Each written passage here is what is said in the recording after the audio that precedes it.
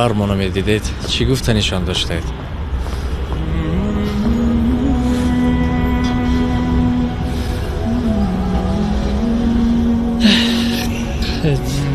ҳеҷ гуфтанишон надоштед?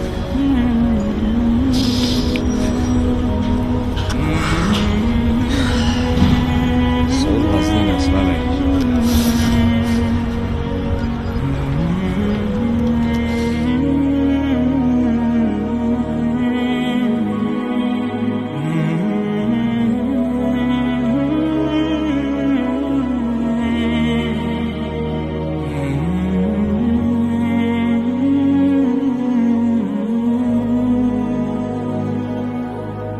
من حتما یه چیزی آموزوندم برای من.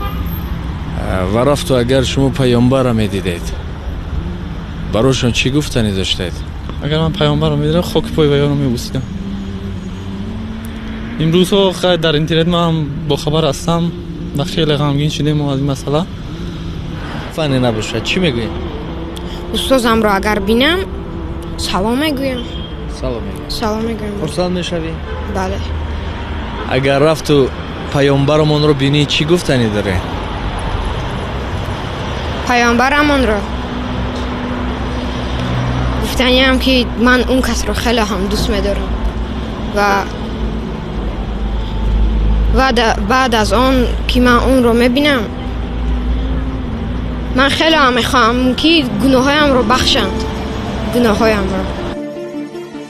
جان باد فدایی قدو بالای محمد پاگ سوی مشکلی سومنسای محمد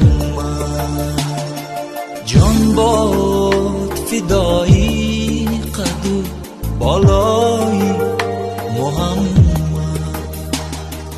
پاگ سوی مشکلی سومنسای محمد.